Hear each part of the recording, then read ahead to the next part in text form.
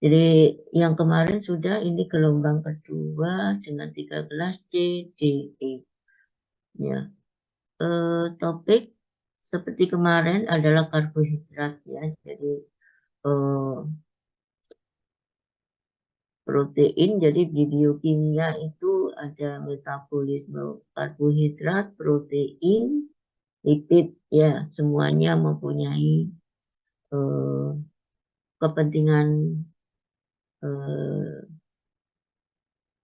bersama ya. Karbohidrat penting, protein penting, lipid penting ya, harus dalam keseimbangan di dalam tubuh kita ya, dalam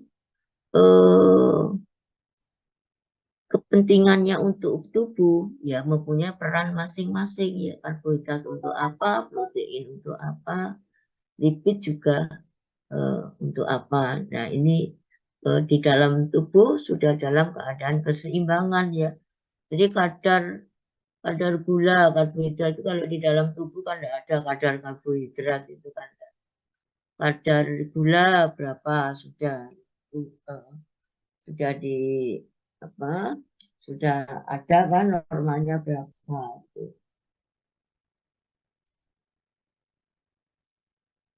Demikian juga dengan lipid ya, sudah ada normalnya. Kemudian protein ya, protein itu bisa dalam bentuk apa? Kadar apa? Kadar albumin ya, itu protein. Dan yang diukur biasanya albumin yang ada di dalam darah itu, protein dalam hal ini adalah albumin. Nah, itu semuanya itu berkepentingan untuk mengatur homeostasis dalam tubuh kita, keberlangsungan kehidupan kita. Nah, jadi kenapa biokimia ini menjadi dasar ya, menjadi ilmu dasar sebelum mata kuliah berikutnya ya. Jadi ilmu kita itu nanti di ujung, di atasnya misalkan di farmakoterapi ya, nanti ngumpulnya gitu ya, ngumpulnya nanti itu di farmakoterapi ya. Apalagi kalau sudah di farmakoterapi, terapan ya, ngumpulnya di sana, mengassess, artinya mengassessment suatu kasus penyakit ya, suatu penyakit, karena kita ini ahli obat ya. Jadi ahli obat harus tahu sebelum mengobatannya, sebelum kita itu menerapkan obatnya, kita juga harus tahu ya penyakit apa saja ya, penyakit kita mengenal kan semuanya itu di patofisiologi itu kan, diajarin penyakit apa aja ya, penyakit kardiovaskular, penyakit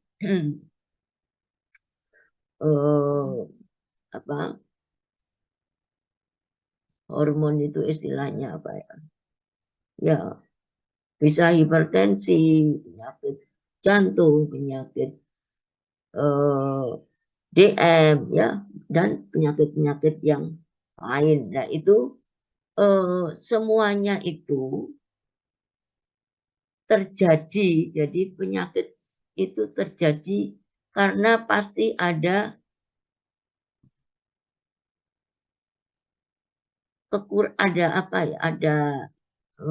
problem ya, ada problem ya. Dalam hal ini misalkan di biokimia pasti ada problem gangguan reaksi. Nah, ada problem di titik mana. Nah, itu pasti akan berkaitan. Nah, itu kemudian kita menerapkan obatnya seperti apa. Nah, itu kita. Jadi nggak bisa kita itu biokimia tok gitu. Enggak, nanti ada perannya itu. Ya. Terus kemudian ada patofisiologi. Semuanya nanti itu saling sambung menyambung ya. Makanya ilmu-ilmu itu diberikan itu nanti saling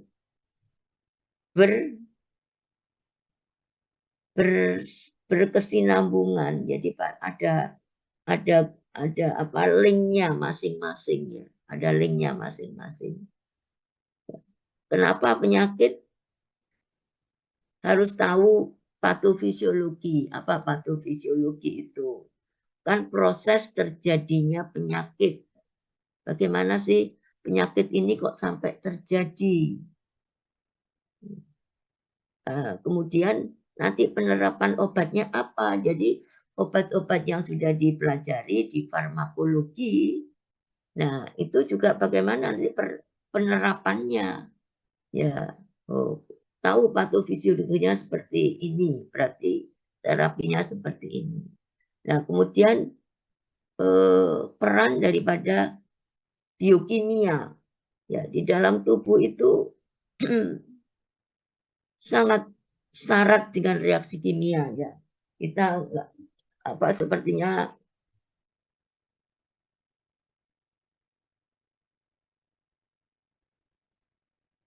kita merasakan simpel-simpel aja ya. Tapi sebetulnya banyak reaksi kimia yang terjadi di dalam tubuh kita terkait dengan keberlangsungan hidup kita ya. Ada enzim di sini ya, ada enzim. Semuanya itu bereaksi ya. Jadi bereaksi dengan enzim, dengan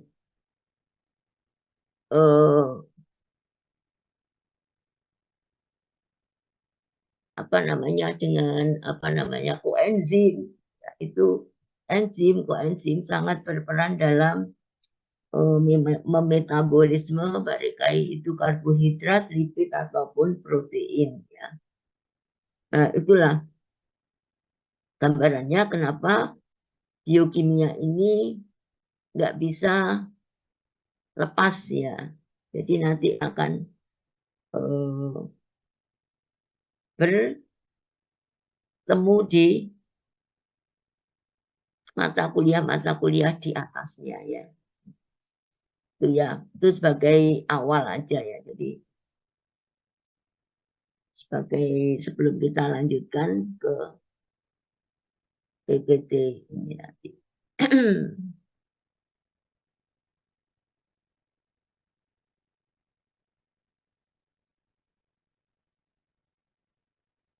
Sumber karbohidrat ya kita sudah tahu. Ini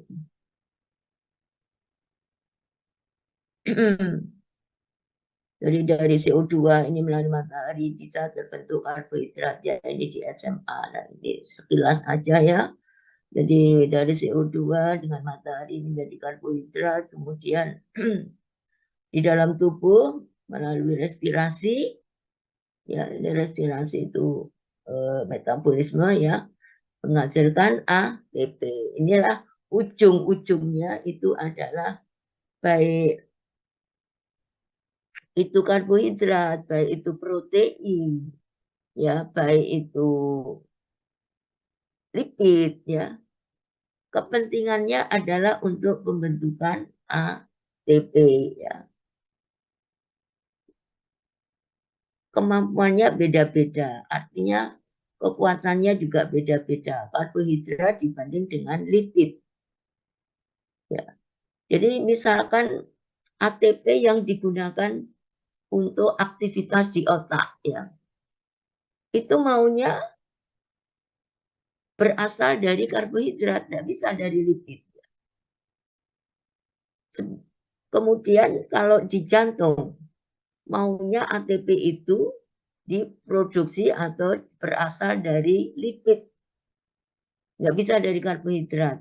Ya, jadi kenapa kalau kita itu merasa pusing, ya, mual, muntah, ya pasti gangguan pada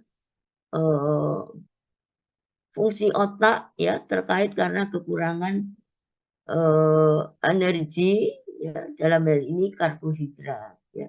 Jadi untuk aktivitas otak, sel-sel otak kekurangan energi ya, ATP ya karena kita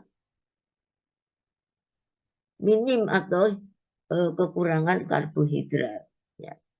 Tuh. Jadi makanya kalau kalian kurang makan apa? Pusing. Paling coba pusing kenapa? Coba makan aja. Nah, nanti kan hilang pusingnya. Nah, seperti itu. Baliknya kalau ATP itu untuk aktivitas jantung, memompa jantung. Ya, karena butuh ATP yang lebih tinggi. Ya. Dia dari lipid maunya ya. Jadi dia lebih apa namanya diperlukan lipid bukan karbohidrat karena lipid bisa menghasilkan ATP yang lebih besar ya. Satu siklus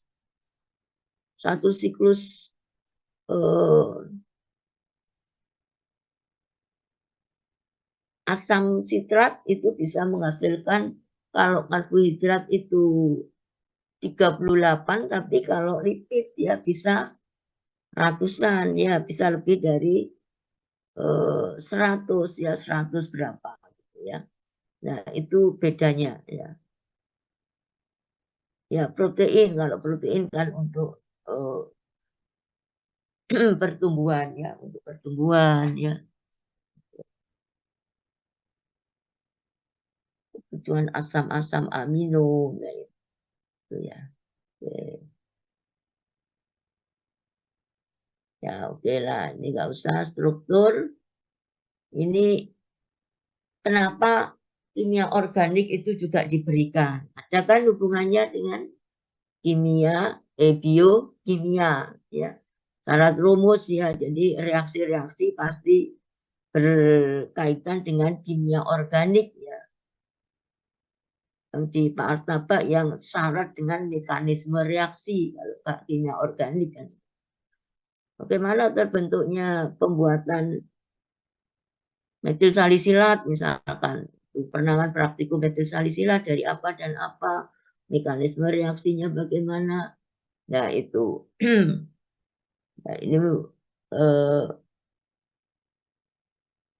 apa rumus-rumus di kimia organik ini diterapkan masih digunakan di biokimia ini kalau karbohidrat ya terdiri dari ada yang berbentuk aldehid dan ada yang berbentuk keton ya. Unsurnya C, H, dan O di karbohidrat. Dan nanti setiap apa glukosa itu akan dihubungkan oleh suatu ikatan yang namanya ikatan glikosidik ya O, ikatan O.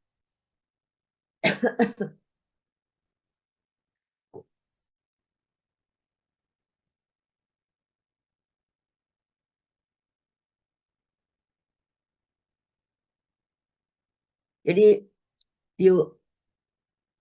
di karbohidrat itu kan nasi yang kita makan ataupun bentuk karbohidrat yang lain. Padi itu kan terdiri dari sakarida ya. Sakarida itu yang polisakarida. Karena terdiri dari ratusan ikatan sakarida yang dihubungkan oleh ikatan glikosidik. Gitu. Nah, ini di dalam tubuh kita ya, baik itu glukosa, lemak, kemudian protein, ya, kolesterol. Ini secara irreversibel, ya, akan akan istilahnya apa? Jadi glukosa ya akan di metabolisme menjadi asetil CoA ya. Artinya asetil koenzim A. Nah, ini suatu bahan, suatu zat yang akan masuk siklus asam sitrat ya. Jadi dalam pembentukan ATP ya bahannya tidak bisa langsung dari glukosa atau lemak. Jadi glukosa ini harus diubah menjadi asetil CoA ya, baru bisa masuk ke siklus asam sitrat dan akan dihasilkan energi seperti itu. Ini kalau kelebihan bisa kembali ke glukosa atau bisa kembali ke lipid ya seperti itu.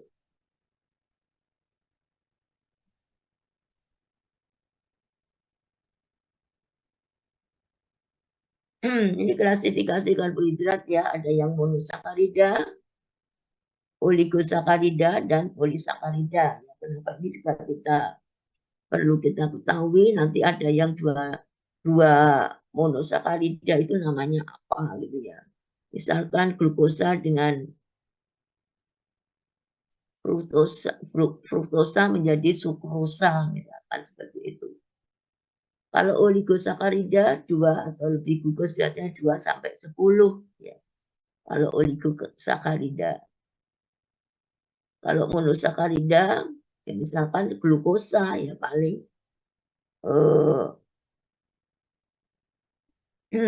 paling kecil ya. Polisakarida banyak ya, panjang ini. Ada yang homo, semuanya terdiri dari sakarida, ada yang polisakarida, yaitu hetero namanya, homo polisakarida dan hetero polisakarida. Karena dicampuri dengan bergandengan dengan protein, misalkan glukoprotein seperti itu ya.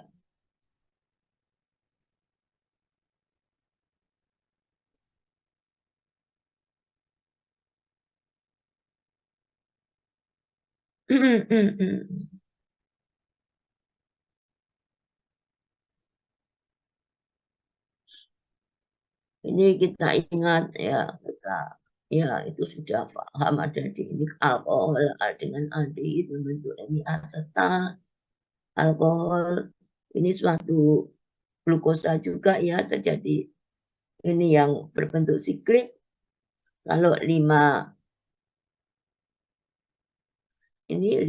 tangan ini berarti furan, kalau 6 ini berbentuk namanya piran atau seperti bensin ini ya.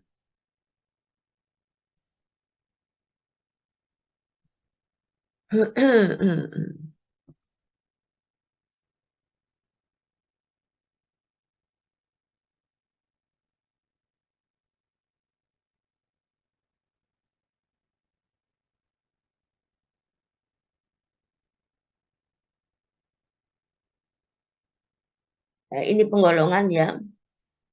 Monosakarida itu triosa, artinya tri itu C-nya ya. 3 atom C, tetraosa. C-nya ada 4, ini ada 5, ada 6. Kalau glukosa itu C-nya 6 ya. Fruktosa, galaktosa, kalau H ya 7 ya. Kemudian kalau oligosakarida itu terdiri dari 2 sampai 10 monosakarida. Contoh yang disakarida itu sukrosa. Ya, sukrosa itu terdiri dari glukosa dan fruktosa. Maltosa itu 2 glukosa. Laktosa, glukosa dengan galaktosa ya menjadi laktosa. Gula susu itu yang dipakai untuk praktikum itu kan laktosa. Ini yang 3 glukosa namanya trisakarida, tetrasakarida dan ya kalau polisakarida lebih dari 10 ya. homopolisakarida, amilum, glikogen contohnya ya. Kalau yang heteropolisakarida, glikoprotein.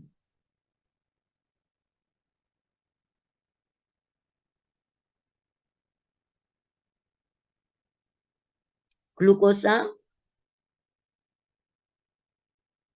itu suatu aldoheksosa ya. Jadi kadarnya kenapa kita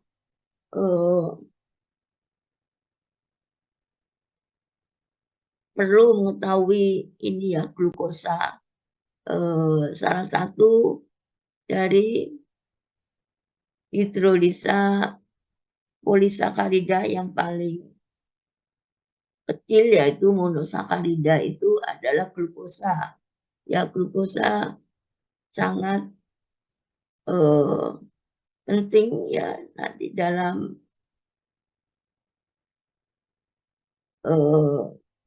tubuh manusia ya, terkait dengan apa ya, terkait dengan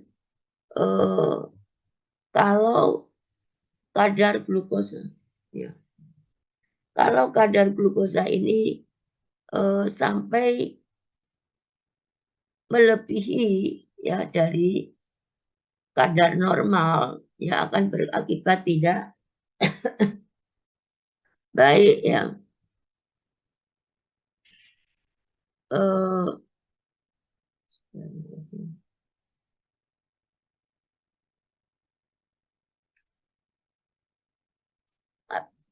Kalau glukosa ini berada sangat tinggi di dalam darah ya, kadarnya tinggi, apa akibatnya? Ya, ini yang normal 70 sampai 100, sebetulnya yang normal itu sampai 126. Yang tidak normal ya bisa 300, bisa 400, bila 500, itu bahaya. Ya, jadi glukosa ini kalau tinggi di dalam darah itu akan merusak pembuluh darah ya. Kenapa ya suara saya kok jadi tahu-tahu kok nggak keluar ini. Jadi glukosa ini kalau lama di dalam darah itu akan berikatan dengan protein bebas ya. Dia akan membentuk suatu zat yang namanya AGES, jadi Advanced Glycosylation End Product. Itu yang pernah dengar nggak kalau orang yang diabetes itu diperiksa HbA1c itu. Pernah dengar enggak? Pernah? Pernah ya? Kecuali diperiksa apa namanya? Gula darah puasa, gula darah 2 jam PP, gula darah acak ya. Itu diperiksa namanya HbA1c. Dan HbA1c itu nanti kalau di farmakologi kemarin ingat ya. Nanti di Fartel itu farmakologi dan terapi itu menjadi acuan terapi. Artinya mau diterapi apa. Termasuk nanti menjadi suatu kadar ini akan menjadi suatu guideline, artinya tata laksana dalam menerapkan obat anti diabetes ya. Kalau HbA1c-nya 7 misalkan. Nah, itu terapinya dengan apa? Kalau HbA1c-nya lebih dari 7 ya, lebih dari 7,5, lebih dari 9. Nah, itu kenapa glukosa ini menjadi penting ya. Jadi untuk pelajari ya, karena terkait dengan disease nanti, terkait dengan penyakit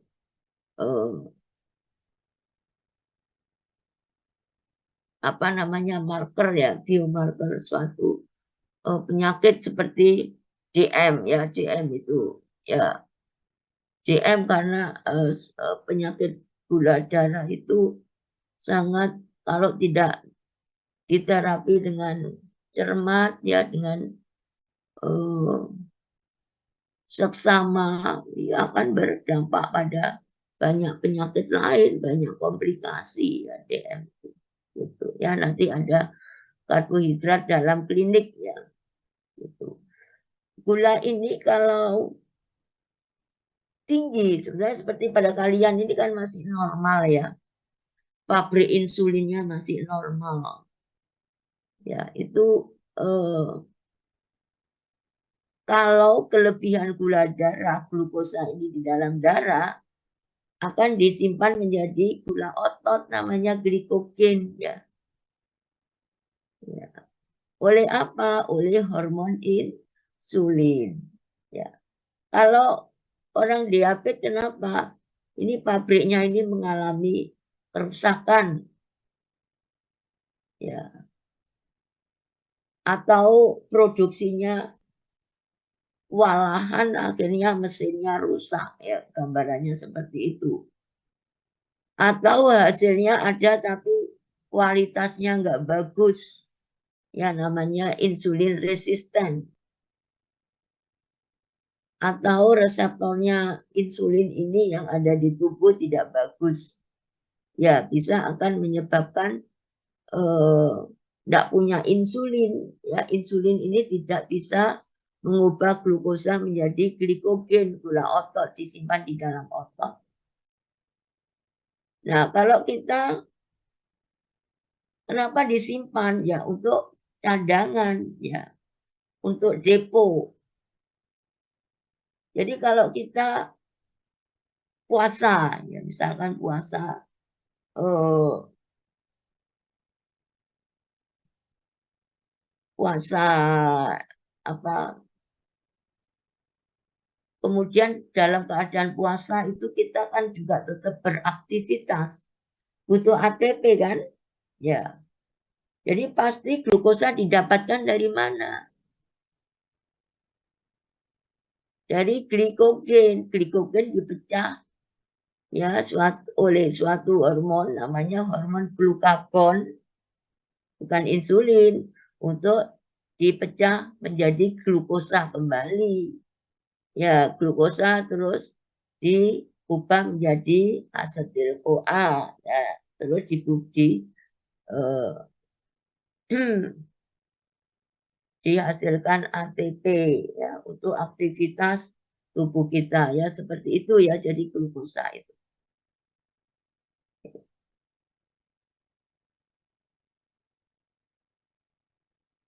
Nah, ini rumusnya ya, glukosa ada yang berbentuk aldehid dan juga ada yang berbentuk keton, fruktosa.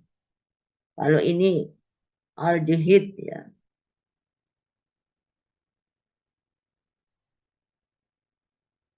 Tadi fruktosa ya, jadi yang berbentuk keton itu adalah fruktosa.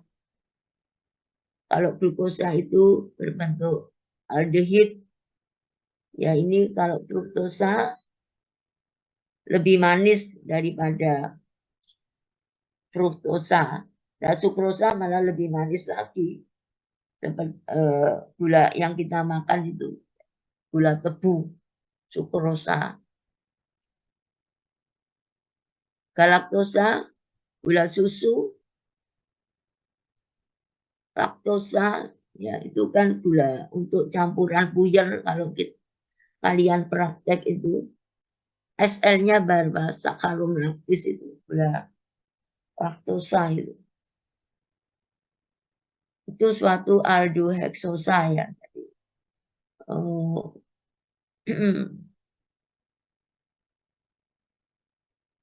ini tidak manis ya, kurang manis. Itu juga.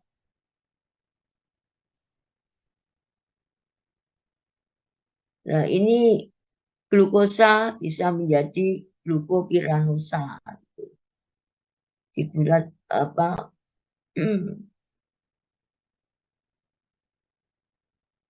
formatnya menjadi siklik ya. jadi aromatik. Nah, itu bisa. Kalau ini fruktosa, fructofuranosa. Itu.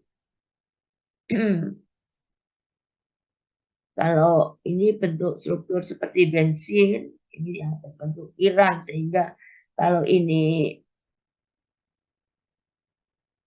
satu, ya C-nya ada di samping, gugus samping satu, kalau ini dua, ya. Jadi C1-nya di luar siklik ini ada dua atom C yang di luar. Itu kalau ini furan, kalau ini piran, itu beda struktur aja. Nah, ini tadi yang kita singgung di depan ya, sukrosa itu jadi glukosa dan fruktosa menjadi sukrosa gula yang kita ini. Nah, ini adalah ikatan glikosidik yang dimaksud ya. Jadi antara glukosa dengan yang lain itu dihubungkan oleh sukrosa. Ikatan glikosidik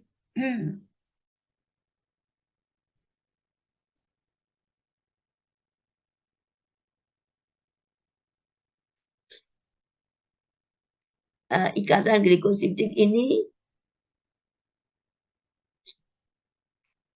ada yang berikatan antara C1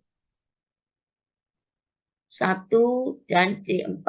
Ada juga yang C1 dengan C6 ya, nanti ada contohnya itu tadi di C4 semua. Ini reaksinya ya, pasti ada reaksinya ya. Jadi kenapa kimia organik dulu dipelajari ya, memang di dalam tubuh kita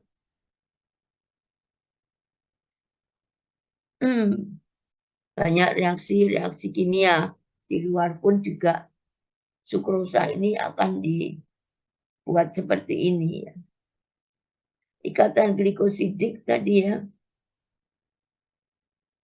yang menghubungkan antara glukosa satu dengan yang lainnya.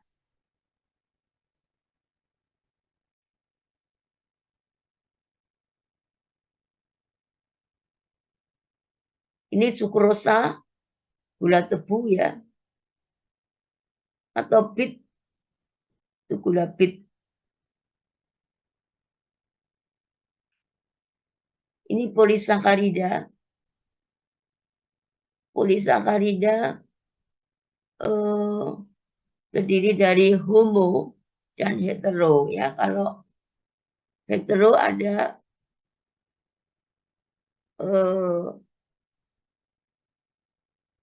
campurannya dengan protein ya, misalkan glikoprotein itu termasuk heteropolisakarida. Kalau yang homopolisakarida amilum selulosa ya, glikogen. Ya, nanti gambarannya bisa. Nah, ini amilum, glikogen, lignin, selulosa itu masuk polisakarida yang homopolisakarida.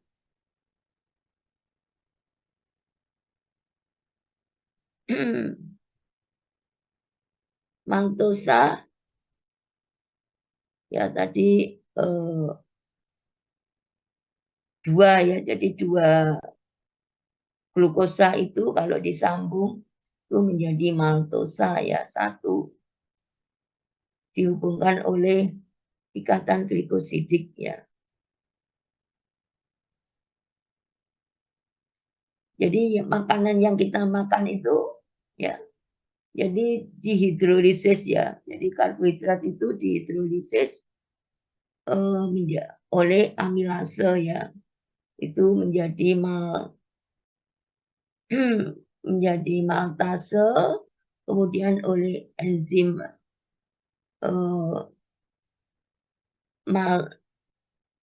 maltase diubah menjadi glukosa ya. Maltosa ini dihidrolisis dengan bantuan enzim maltase menjadi glukosa ya.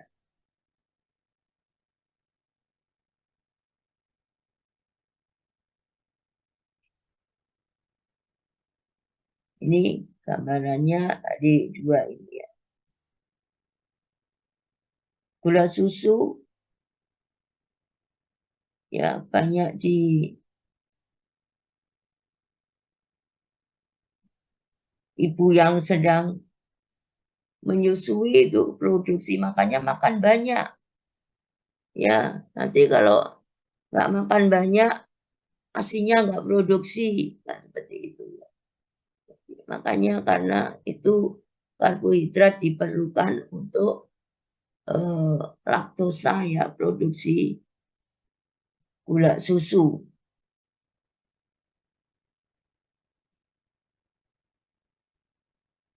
Amilum banyak ya, amilum itu apa aja ya. Dari pohon, dari jagung, ya dikenal ini ya. Amilosa,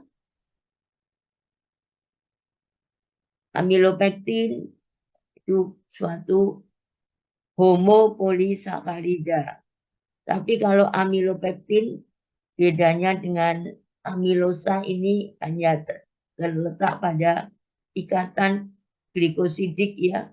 Yang amilopektin ini campuran, ada yang 1,4, ada yang di C1 dan C6. Ini C1 dengan C4 ikatan glikosidiknya. Contohnya ini, kalau ini 1, ini posisi alfa ya. Pada C1 dan C4. Ini. Kalau ini campuran ini. C14, kalau ini C6 dan C1 ya.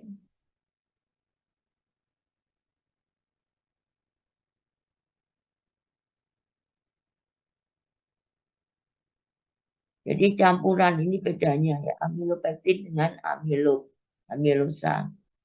Gambarannya seperti ini, kalau ini bisa tersusun rapi ya, kalau amilopektin yang campuran 1,6 dengan 1,4 ini jadi seperti ini ya.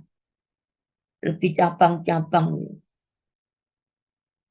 Kalau ini amilopektin.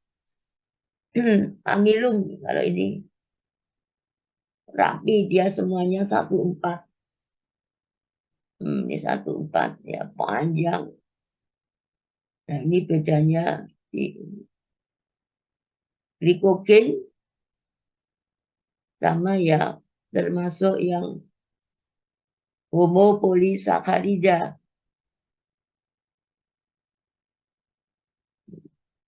Ini glikogen. Ya, homopolisakarida yang 1,6 dan 1,4. Ini yang 1,4, ini 1,6. Ya, begitu ya. Ini gambarannya kalau glikogen, jadi rantainya lebih ruwet ya, ada cabang-cabangnya. Ini cabangnya ini cabangnya ini.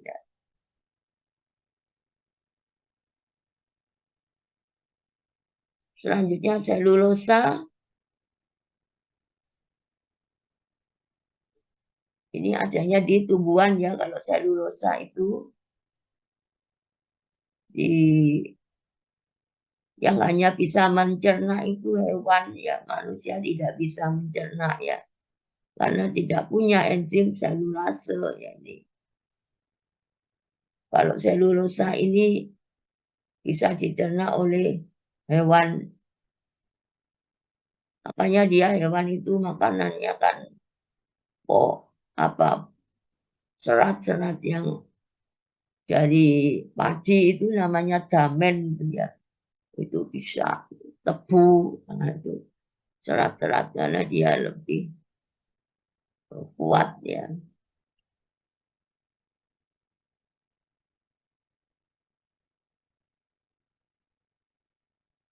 Ini yang heteropolisakarida ya. Glikoprotein Heparin, ya ini suatu obat antikoagulan kan ya. Peptidoglikan, nah ini penyusun dinding sel bakteri, ya. Nah, itu yang heteropolisakarida ya.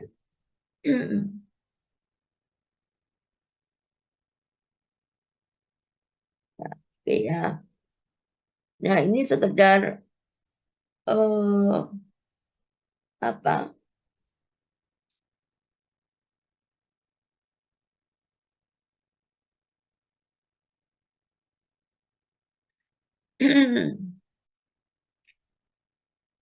Kita review struktur aja ya, struktur karbohidrat yang ada di alam itu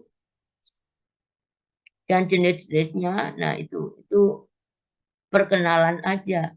Tapi selanjutnya yang lebih penting di dalam tubuh kita itu bagaimana karbohidrat itu di metabolisme di dalam tubuh kita. Jadi akan saya lanjut dengan yang metabolisme karbohidrat ya. Jadi pasti nanti nggak bisa selesai ya, akan kita eh, sambung di minggu berikutnya. Kita akan saya ganti ya PPT-nya.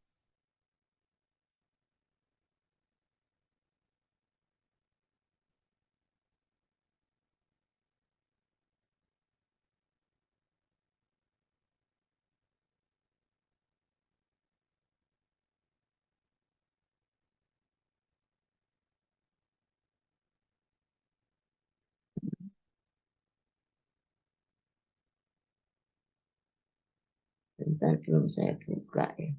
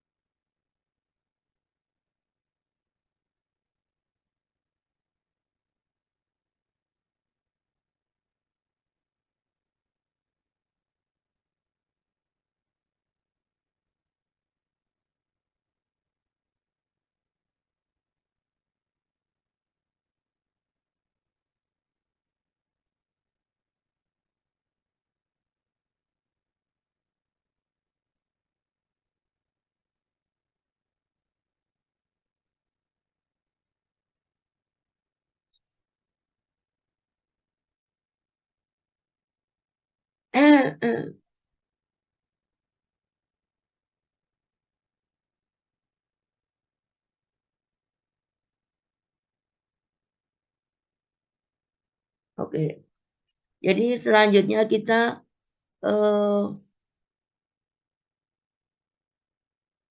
bagaimana kepentingan karbohidrat ini di dalam tubuh kita ya,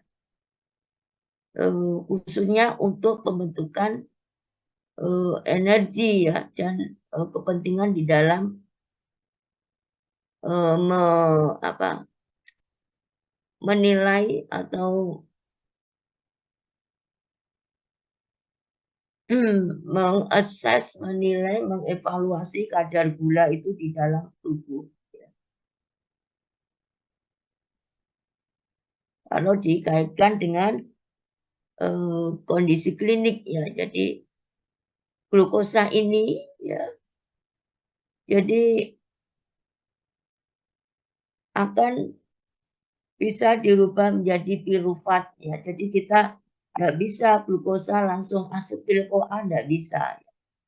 Ini glukosa kalau disimpan tadi kan sudah disinggung menjadi glikogen ya, gula otot. Kemudian kalau mau dijadikan ATP ya dibentuk menjadi pirufat dulu ya melalui glikolisis, dan juga bisa dibuat menjadi ribosa 5 fosfat ya untuk eh, pembentukan DNA ya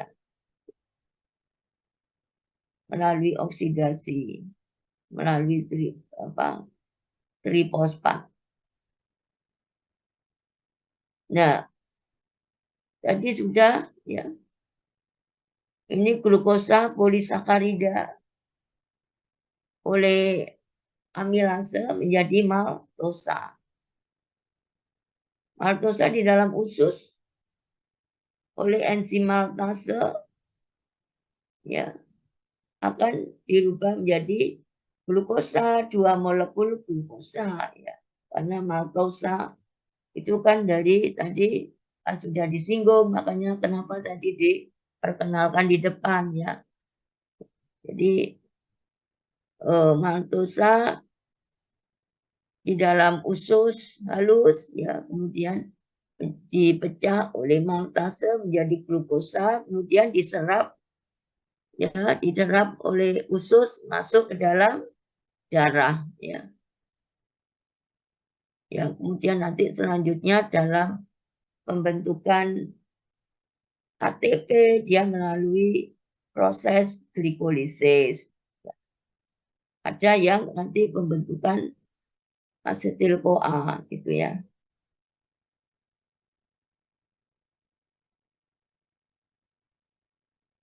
Nah, glikolisis apa itu glikolisis ya? Ini proses pembentukan ATP ya.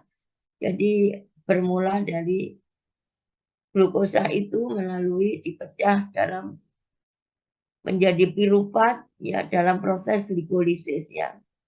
Rangkaian reaksi yang mengubah glukosa menjadi 2 molekul piruvat ya. Ini ya, akan dihasilkan ATP juga ya. Ini dikenal sebagai Embeden-Meyerhof ya. Jalur atau pathway. Jadi jalur Embeden-Meyerhof. Ini jalur ini proses ini ada 10 langkah ya untuk bisa menjadi piruvat.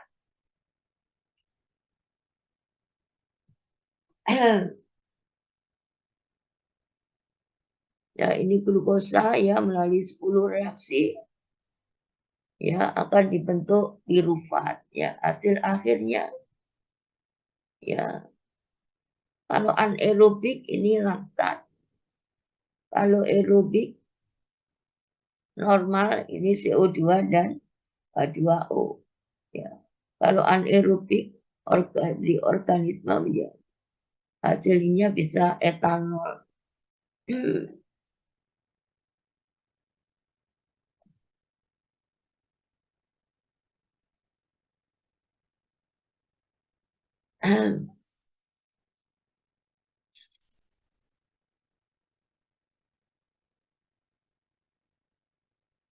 Jadi anaerobik itu apa? Tanpa oksigen. Ya, jadi oksigen itu menjadi penting dalam metabolisme ya.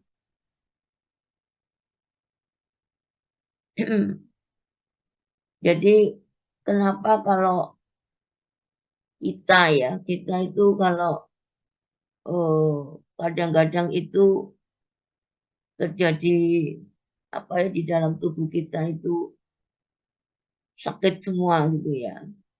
Karena banyak laktat yang dihasilkan. Ini pasti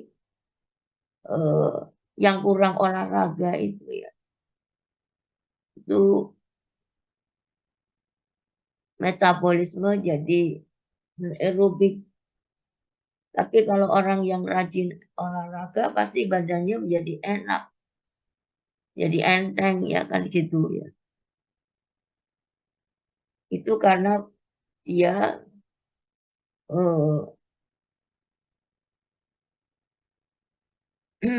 banyak apa artinya oksigen diperankan oleh metabolisme cukup oksigen. Kalau ini nggak cukup oksigen. Kemudian yang perlu diketahui lagi kalau anaerobik itu apa? Kalau pada penyakit ya ini ya, orang yang baik itu stroke ya, atau infak ya. Infak itu infak miokard akut ya, penyakit jantung. Kan sakit pasiennya itu yang dikeluhkan itu. Aduh, kan nyeri dada yang hebat sampai tembus di punggung apa. Anaerobik ini. Anaerobiknya kenapa? Nggak ada oksigen yang masuk ke jantung. Kenapa kok oksigen nggak masuk? Karena pembuluh darahnya kenapa?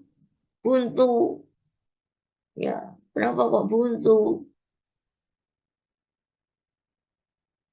Ya bisa banyak penyebabnya ya. Karena obesitas ya. Karena perokok ya. Dan faktor lain yang menyebabkan pembuluh darahnya buntu tidak bisa mengalir baik ke jantung sehingga kadar oksigen di jantung menjadi sangat rendah sehingga sel jantungnya hasilnya laktat itu. Jadi ini menandakan apa? Bahaya. Ya kalau nyeri, nah itu artinya menyebabkan apa? Kalau nggak ada oksigen, selnya akan mati, nggak ada ini ya. Jadi nggak dapat oksigen, iskemik ya, jadi rusak, nggak bisa mompa. Nah itu kan itu hubungannya di penyakit ya. Jadi pada kondisi-kondisi penyakit tertentu. Makanya terus bukan diobati dengan anti nyeri, tapi diobati dengan apa? Dengan vasodilator kuat ya. Ya, supaya jalannya darah itu yang ke jantung bisa mengalir kembali ya. Ada oksigen ya. Jadi hasilnya bisa aerobik. Ya. Metabolisnya aerobik ya. Akhirnya sudah nggak nyeri lagi, nggak ada laktat. Ya, ya seperti itu. Sehingga diberi obat apa? Nah itu kita bisa saling menghubungkan ya. Artinya kita bisa menghubungkan berbagai kondisi ya. Baik itu di biokimia atau di farmakologi, patofisiologi. Nah, ini kan mulai bergabung pelajaran mata kuliah itu kan sudah mulai bergabung ya. Tahap demi tahap di semester ini, semester 4, semester 5, semester 6 ya. Jadi mata kuliah itu sudah mulai bergabung ya. Jadi kalau tadi kondisinya anaerobik, jantungnya nyeri, diberikan apa? Vasodilator yang kuat supaya darahnya mengalir kembali. Ya, seperti apa vasodilator kuat itu? Siapa yang mengajar? Sudah diajarkan obat-obat vasodilator, derivat nitrit ya, nitrat ya, isosorbit dinitrat, ISDN. Pernah dengar ISDN?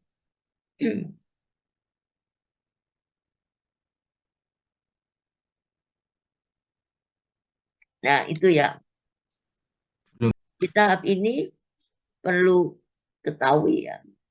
Jadi karena sudah diberi nitrat, sudah longgar, air mengalir, darahnya sudah mengalir kembali, suplai oksigen sudah bagus, udah nggak nyeri lagi, ya, tinggal diobati yang lain, ya.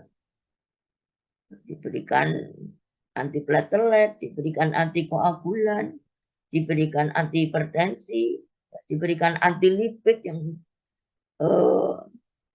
biang keladinya yang menyebabkan tersumbatnya pembuluh darah, gitu ya. Oke, kita lanjut lagi. Ini bagaimana glukosa itu dirubah menjadi pirufat. Ya, ini pasti melalui suatu reaksi ya.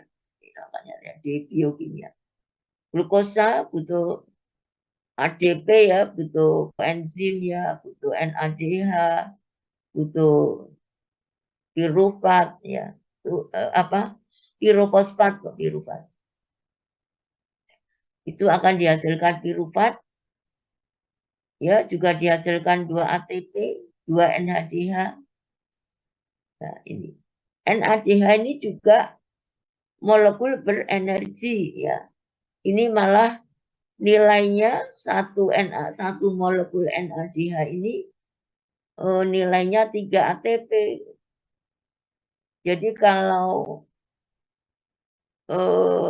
di jumlah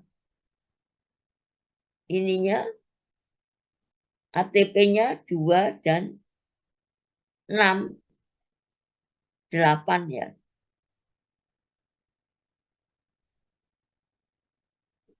Itu.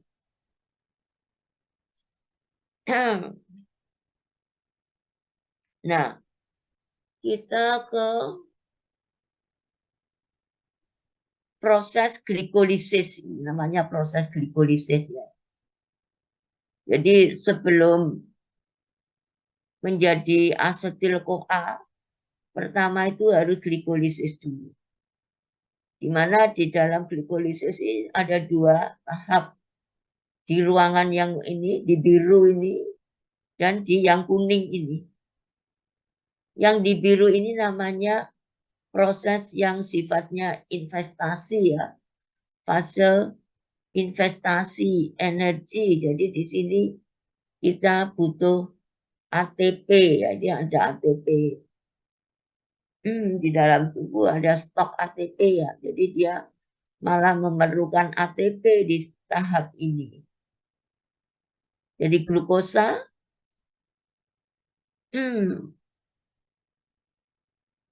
di tahap 1-3 ini butuh 2 ATP ya. Di reaksi pertama dan di reaksi ketiga. Sehingga ada 2 ATP menjadi struktur seperti ini.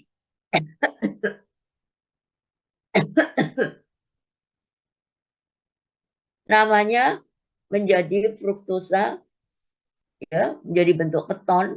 Jadi ini reaksi kedua ini perubahan menjadi keton.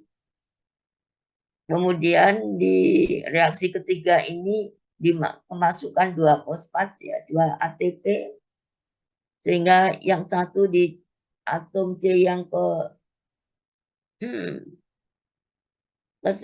dan yang satunya di ke-6. Jadi di 1,6 di fosfat ya, di fruktose. Jadi namanya fruktose 1,6 B itu 2 kan. Letaknya di atom C1,6 jadi bifosfat. Selanjutnya reaksi keempat ini akan dipecah ya, proses akan dijadikan molekul 3 atom C namanya gliseraldehid dan ada yang berbentuk keton ya, dihidroksi aseton fosfat. Ini rumusnya 3 atom C ya, dihidroksi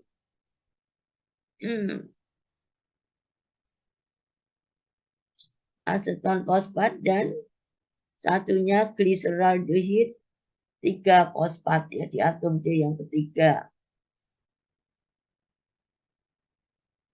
Ini bentuk keton, ini bentuk aldehid. Ya, tapi dalam keseimbangannya reaksi lebih berjalan ke kiri. Ya, sehingga yang keton ini akan berubah menjadi aldehid ya. Jadi namanya akan berubah menjadi 1,3 bifosfogliserat. Ya. Jadi fosfatnya akan pindah ke sini. Sini semua. Menggantikan ini jadi.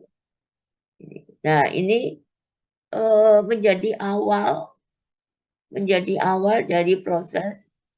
Kalau di sini investasi butuh energi di fase yang kuning ini sudah mulai ke pembentukan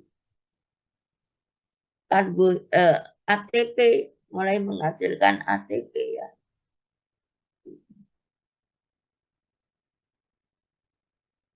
Jadi ketika ini menjadi molekul 1,3 bifosfogliserat, ini sudah dihasilkan 2 NADH ya. Ini juga molekul berenergi. Ya. Ya, selanjutnya dari 1,3 bifosfat dia juga akan menghasilkan energi lagi 2 ATP ya. Menjadi apa? Fosfatnya tinggal 1 di sini hilang. Menjadi 3 fosfogliserat. Ya.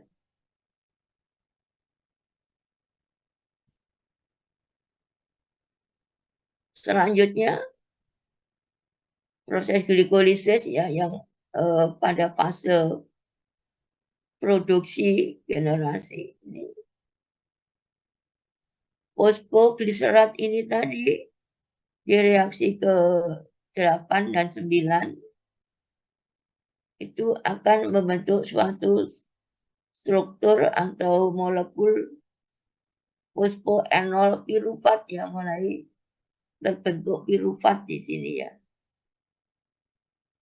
Selanjutnya pirufat, fosfoenol pirufat bentuk enol ini akan menjadi pirufat dengan melepas 2 ATP. Kenapa kok 2? Kok 2 molekul dari elektron. mana? Kok bisa 2 molekul dari mana?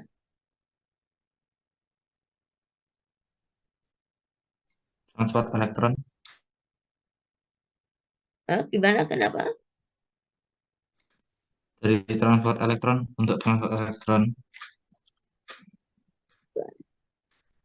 Karena di sini kan 2, ya tadi kan 2 molekul gliseraldehid ya, 2 molekul. Ya pasti hasilnya ya 2. Ini 2 ya pasti ya 2. Molekulnya 2, ini molekulnya 2 juga 2. Hasilnya pirufat berapa?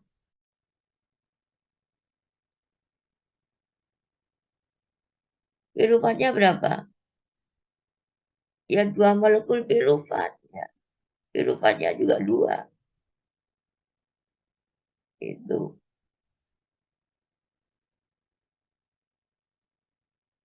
Nah, ini juga apa namanya? Proses glikolisis juga ya. Tapi ini lebih dijelaskan reaksi 1, 2. Misalkan tadi glukose oleh ATP menjadi glukosa 6 fosfat ya karena ditambahi ATP. Kemudian di sini akan terjadi perubahan struktur, terjadi perubahan glukosa menjadi fruktosa. Selanjutnya butuh ATP lagi, jadi fruktosa dari itu. Fruktosa ada 2 ATP di sini, jadi fosfatnya 2. Ini fase investasi, baru masuk ke fase produksi. Ya, ini akan dipecah menjadi tadi itu ya 2 molekul gliserol ya, satunya aldehid, satunya keton. Reaksinya berjalan ke kiri sehingga menyentuh 2 ini ya, 2 molekul 1,3 bifosfogliserat. Tadi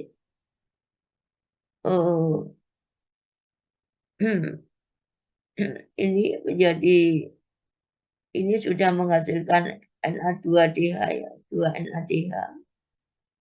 Kemudian berikutnya lagi menghasilkan ATP lagi, menghasilkan ATP. Nah, ini akan menjadi tinggal 2 molekul juga ya, 3 fosfogliserat ya, reaksinya. Kemudian perubahannya jadi ada 2 ya, reaksi ke 8 ya. 1, 2, 3, 4, 5, 6, 7, 8 ya. Jadi ini 7, 8 ini akan menjadi bentuk N0 ya. Ini bentuk N0 dan bentuk N0 fosfogliserat.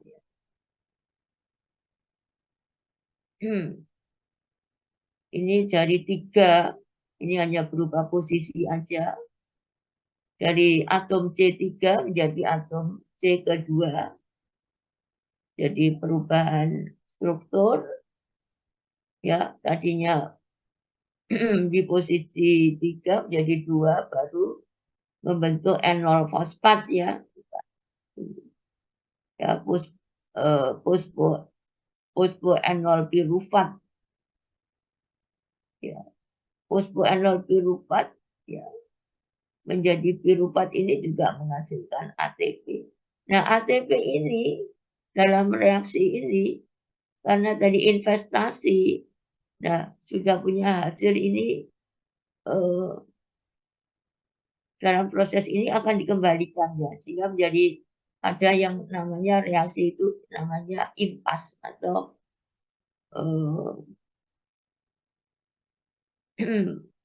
pada titik impas ini, jadi glukose ATP ini akan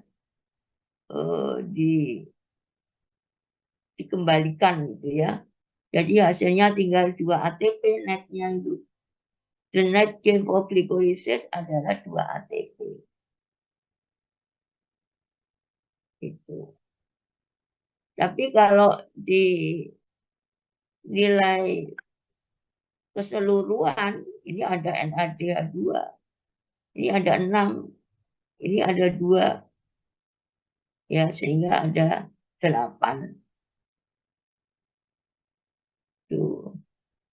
Nah, ini adalah penjelasannya ya dari yang ini satu per satu 10 itu akan dijelaskan di bawahnya ini.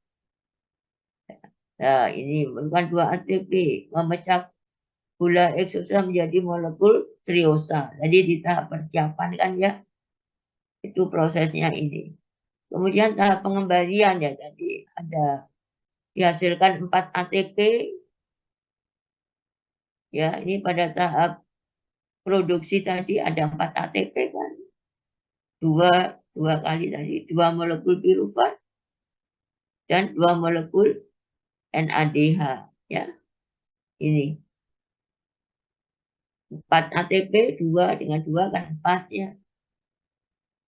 Kemudian NADH-nya 2 dan 2 pirufat. Nah, ini tahap 1 tadi ya, glukosa menjadi glukosa 6 fosfat ya. Kemudian reaksi-reaksinya ini sekedar kami aja. Kemudian perubahan glukosa menjadi fruktosa yang kedua. Kemudian yang ketiga fruktosa 6 fosfat tadi ditambahi ATP lagi menjadi fruktosa 16 tambah 1 fosfat di posisi C1 dan C6. Ini C1 dan C6.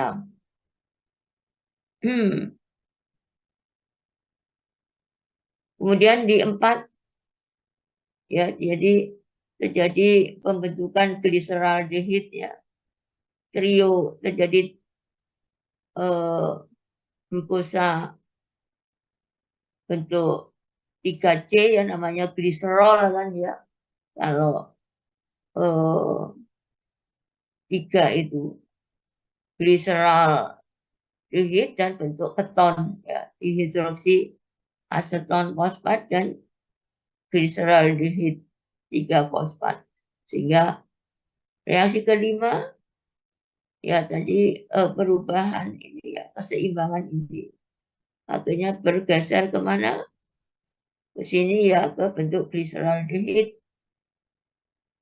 ya, jadi trio fosfat, triose ya, gula yang terdiri dari 3 atom C, namanya triose. Ini mono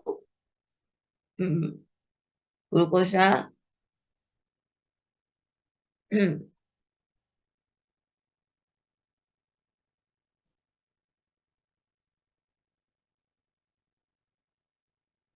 glukosa dipecah menjadi bentuk 3C, namanya triosa. Triosa yang atomnya C. Atom C-nya cuma 3, namanya triosa. Kalau 4 ya tetrosa. Jadi di depan tadi ya, itu suatu bentuk gula juga ya.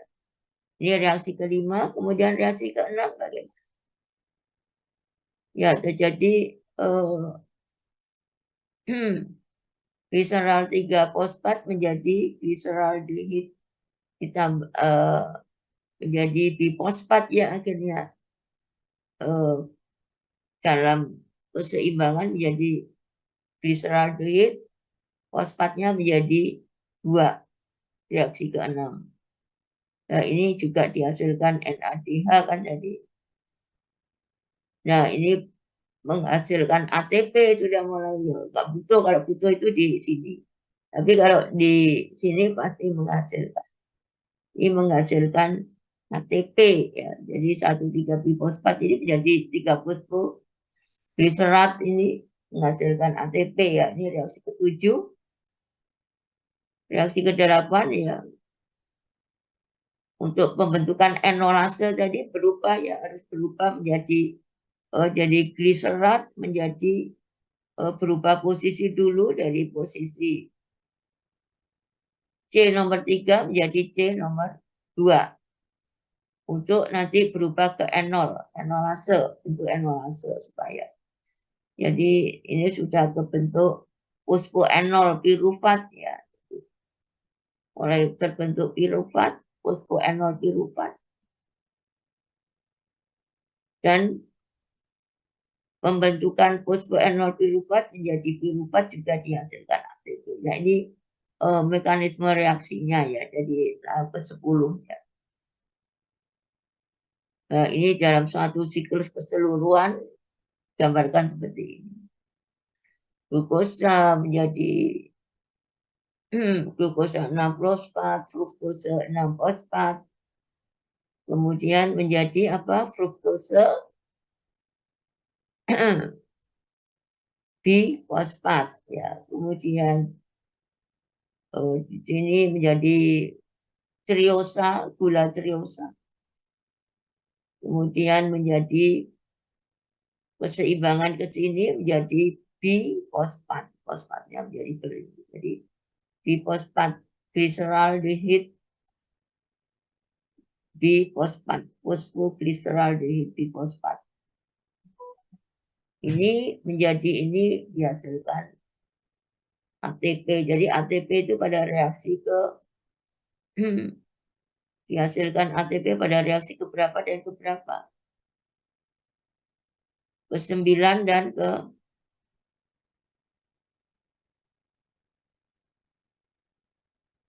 keberapa? Coba ditengok lagi.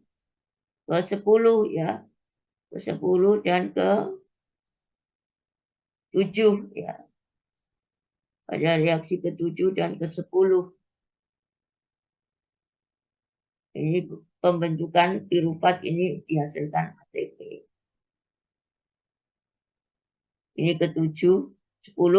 Nah, pirufat ya, ini selanjutnya baru bisa dibentuk menjadi asetil CoA ya. Asetil CoA baru bisa masuk ke siklus asam sitrat ya. Ini nanti juga dihasilkan ATP lebih banyak ya. Ya, tuh ya. Oke.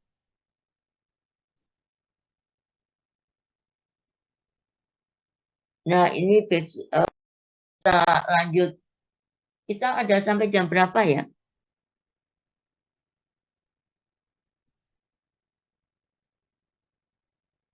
Halo? Konfirmasi kita ada sampai jam berapa?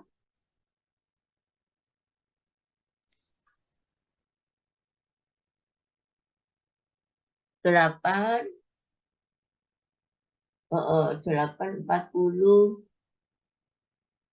Oh, berarti sampai jam 9 kurang ini ya, kurang 20. Jadi masih ada sisa 10 menit.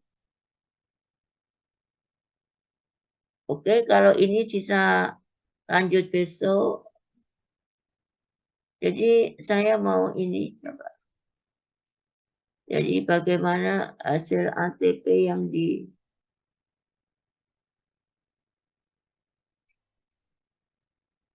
Nah, ini tadi tahap glikolisis ya. Tahap glikolisis itu terjadi di sitoplasma. Tapi nanti pembentukan asetil CoA dari pirufat ya. Ini pembentukan asetil CoA. Kalau ini kan masih pembentukan pirufat ya. Ini prosesnya glikolisis. Kalau ini sudah diproses dikarboksilasi ya, pelepasan karbon dioksida, ini menghasilkan karbon dioksida. Itu letaknya di matriks mitokondria. Jadi proses metabolisme itu ada di dalam suatu sel. Ya. Gantung selnya di mana? Di jantung atau di otak, dimanapun sel ya. Itu butuh, semuanya butuh ATP ya. Di jantung butuh ATP untuk memompa. Di otak butuh ATP untuk mengendalikan aktivitas tubuh ya, gerak, melihat, berpikir, ya, bernafas, ya, yang menggerakkan juga paru-paru, ya. Jadi semuanya motornya ada di otak, ya. Ya, semuanya butuh metabolisme. Ya, kalau nggak ada metabolisme pasti akan rusak. Ya, jadi contohnya eh, kalau nggak ada oksigen ya, jadi artinya kalau nggak ada oksigen nggak ada metabolisme kan, ya metabolisme jadi nggak bagus ya. Jadi eh, kalau itu di ginjal bisa terjadi kerusakan ginjal. Kalau di jantung, jantungnya buntu dipasang ring, jadi kateterisasi akibat tidak ada asupan glukosa, oksigen ya itu.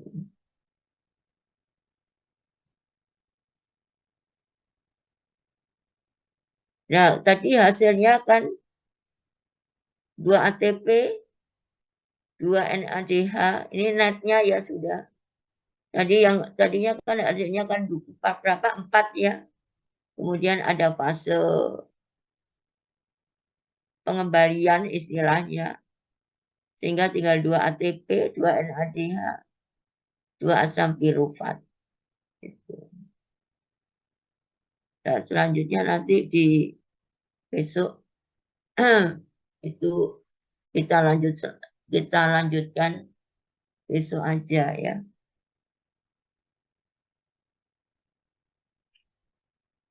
Itu ya apa gimana tak betul apa nih apa jadi.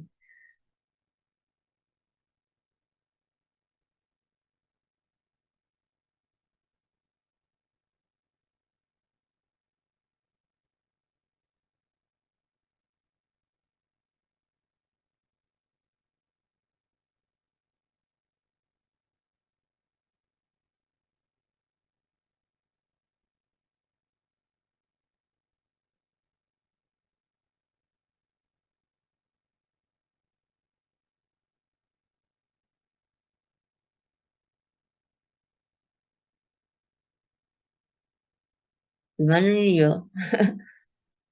Siapa ini kok jadi kok melebar ini tadi? Nah, kembalikannya gimana ini?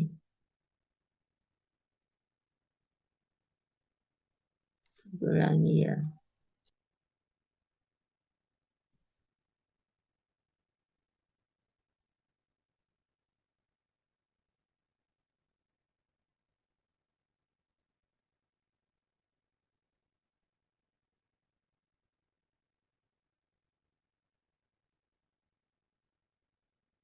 Oke, ada yang ditanyakan? Sampai di sini pembentukan hurufat sudah ya paham ya jelas. Jadi eh,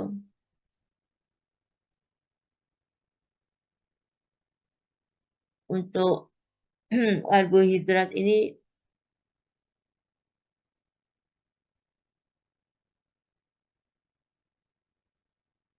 pentingnya adalah di proses metabolisme ya, metabolisme. Nanti ada beberapa hmm, dihubungkan dengan karbohidrat di klinis ya misalnya. Nah, itu akan eh, ada penyakit-penyakit yang namanya ya penyakit apa misalkan yang terkait dengan apakah itu kadar glukosanya tinggi, nah, apakah itu eh, terkait dengan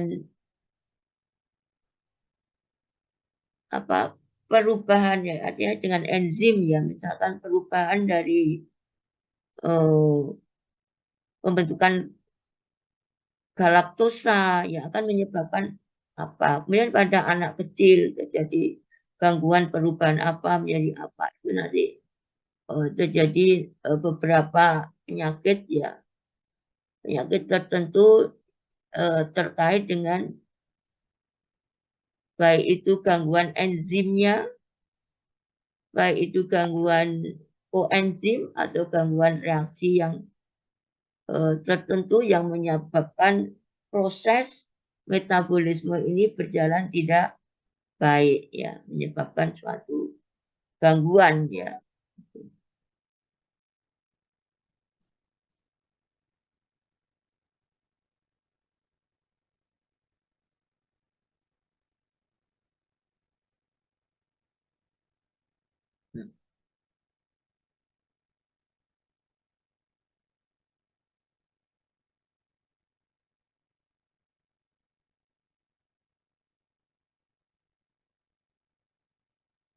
Ini sudah jelas ya, ada yang belum jelas.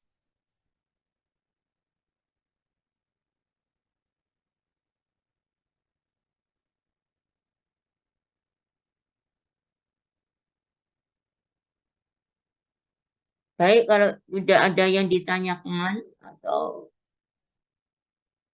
sudah paham semua atau ada yang belum paham, Alhamdulillah sudah Ibu. kenapa? Sudah paham Ibu sejauh ini. Oke, alhamdulillah. Baik, kalau begitu kita akhiri ya sampai berarti jadwal berikutnya nanti konfirmasi lagi di minggu depan ya. Karena jadwalnya ini berubah baik di tingkat apoteker maupun di S1 ya. Kadang berbenturan gitu ya. Jadi kalau jadwal apoteker kan tidak menengok di jadwal S1 ya. Jadi kadang perlu eh, apa perubahan jadwal ya. Itu ya. Baik, silakan ditutup sebelum di apa ditutup dengan doa sebelum kita akhiri. Silakan salah satu. Sebelum mengakhiri perkuliahan hari ini, marilah kita berdoa agar ilmu yang kita dapatkan tadi bisa bermanfaat bagi kita semua.